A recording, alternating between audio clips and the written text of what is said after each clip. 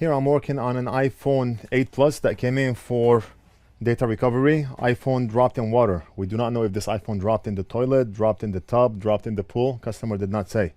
But I went ahead and took the board out, and I do see liquid everywhere.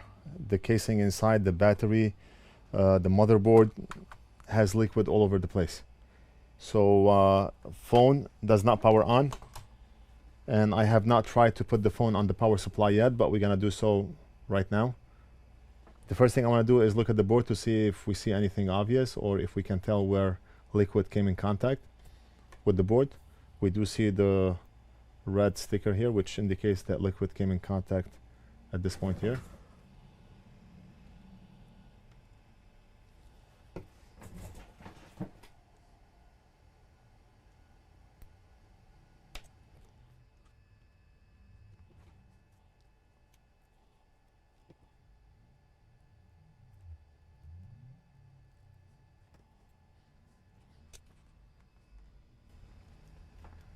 So far I do not see anything obvious here. We have to remove the shield here so we can see what's under it. And the battery connector is right over here. Let's remove this.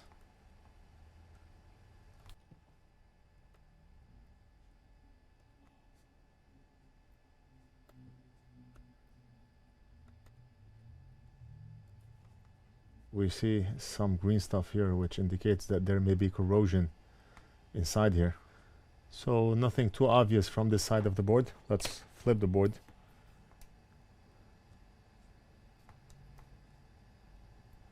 And we see obvious signs of corrosion here.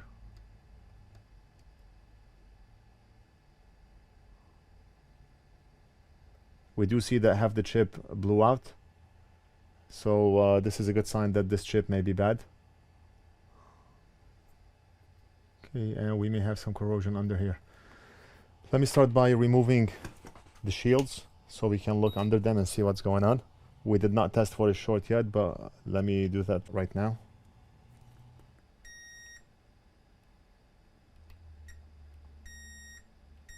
Oh, look at that, we have a short here.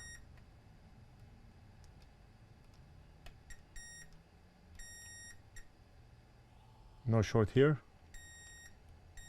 but we have a short here. What about this one?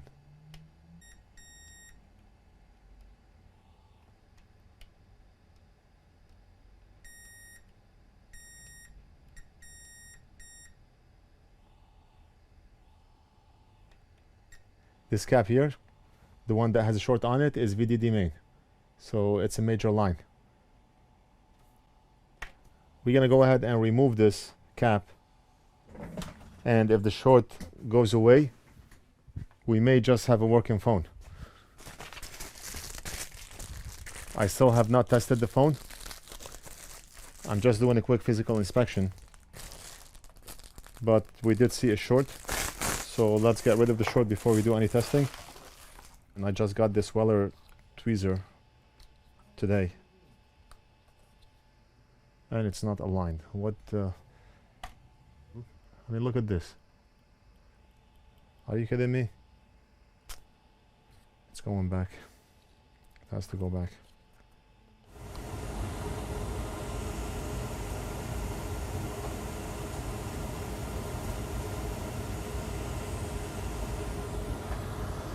Now let's test to see if the short is gone. And we still have the short. Okay. So let me start by taking all the plates out to see what's going on under the shields.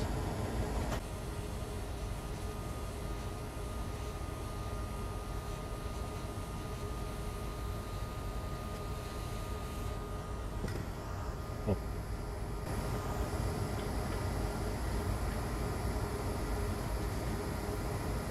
So we have a lot of corrosion here.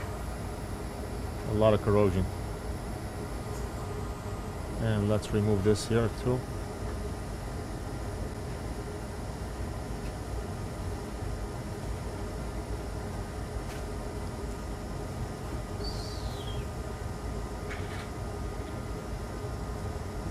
Whoa.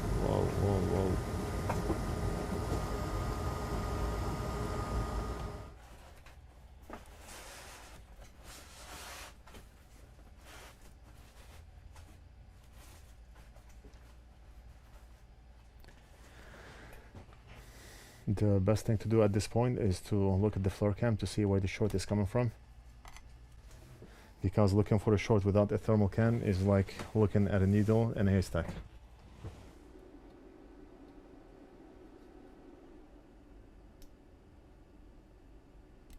Well, on the power supply I'm seeing 2.1 amps and the short is coming from over here.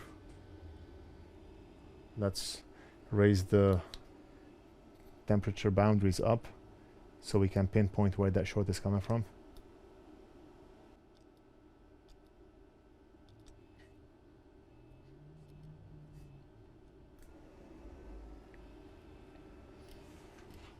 Let's monitor this one more time.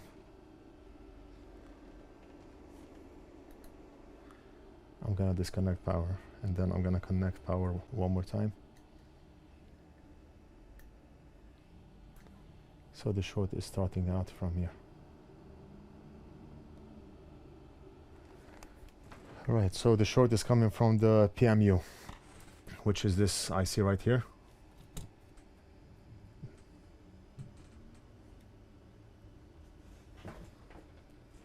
Let me just remove this capacitor. Maybe we get lucky and this capacitor is the problem.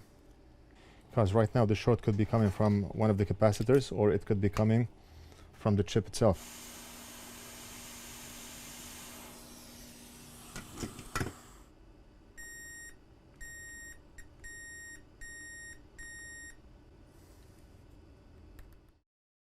I'm gonna give up on the board. It's too many things to look into. I do not want to waste time. I have a lot of other things to do. So when I get a board like this with so much damage, I'm not gonna sit for 5, 6, 10 hours to work on it. I'll just give it back to the customer and move on to doing something else. We have over 20 items that we need to get done and I cannot afford to waste a lot of time on this one. If the damage was one area, then I would have just changed everything on that area, but the damage is everywhere on that board. I mean, to a point where it's not realistic to fix this phone. I just want to post this video to show you that sometimes you get things in this condition that you just choose not to fix, because it's gonna drain you down and at the end you may not be able to fix it. That's it for this video and we'll do something else in the next video.